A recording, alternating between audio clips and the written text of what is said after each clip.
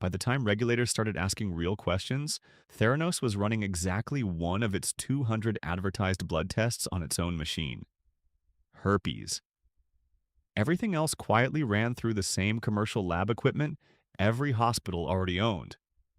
At its peak, the company turned that one working test into a $9 billion valuation, on almost $1 billion raised from investors. You already know Elizabeth Holmes lied. Everyone does. There's a Hulu show about it.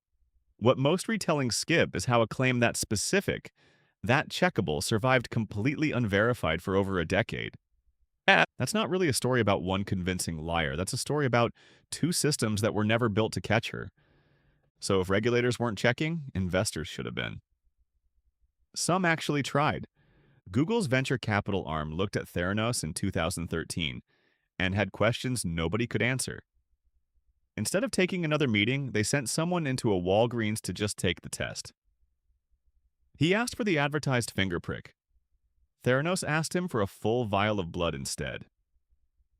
Google passed. So did almost every serious biotech investor in Silicon Valley. The firms that actually fund medical device startups for a living never touched Theranos at any stage in any round. Holmes didn't need them. Court testimony later described her fundraising strategy in one word: hand-picked. She went after family fortunes with no in-house scientist around to ask hard questions instead. The Walton family put in $150 million.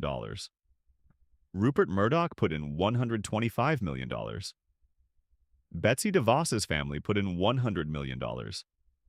So did the Cox family. None of them ever saw that money again. Murdoch, who happened to own the newspaper that eventually broke the story on his own investment, later sold his entire stake back to the company for $1. Investors weren't the only ones who should have caught this. Regulators should have too. Ask most people why nobody stepped in sooner, and they'll assume someone was supposed to check the science before it reached a real patient. Probably the FDA. Blood tests that a company develops and runs entirely inside its own lab fall under a much thinner rulebook called the Laboratory Developed Test Exemption. Instead of FDA approval, the lab just needs a certificate confirming it follows basic quality procedures. Nobody outside the building has to watch the underlying science actually work before it gets sold to a stranger. Theranos ran its own lab, wrote its own tests, and certified itself under exactly that exemption, which meant Theranos could hand a diagnosis to a real patient for over 10 years.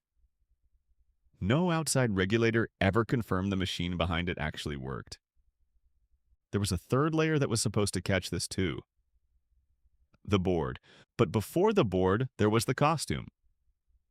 Holmes wore the same black turtleneck to every meeting, copying Steve Jobs on purpose.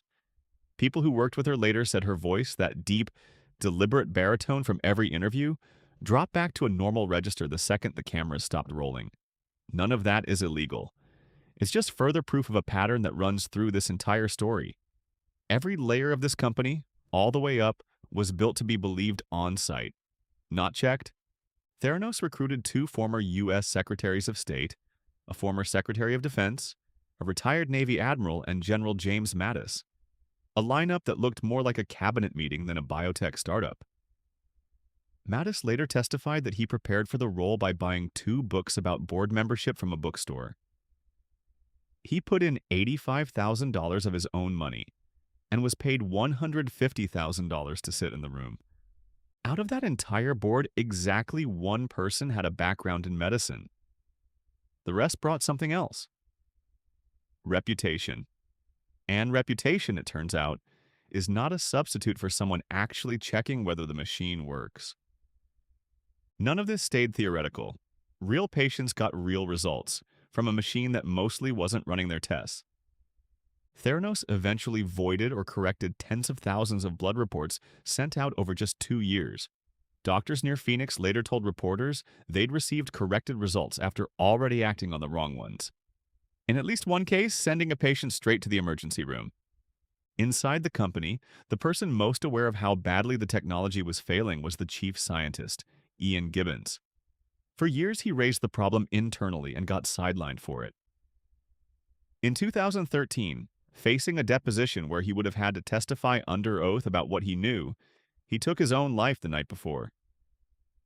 His widow has said plainly, in the years since, that the pressure of that job is what killed him. Not everyone stayed quiet.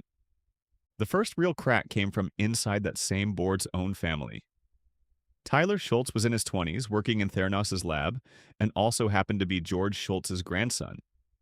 He started flagging safety problems internally in 2014, and got nowhere. When he tried to quietly resign and talk to his grandfather about it, one-on-one, Theranos' lawyers were waiting in the next room. He refused to sign what they put in front of him anyway, and spent the next 2 years and $500,000 in legal fees defending himself for it. His grandfather sided with Holmes for years afterward. Schultz became one of the anonymous sources for John Carreyrou at the Wall Street Journal, who started publishing in 2015 what former employees had been saying internally and getting ignored. Federal inspectors followed. Holmes was banned from operating a lab for 2 years. Walgreens sued, investors sued. In January 2022, a jury convicted her on 4 counts of fraud.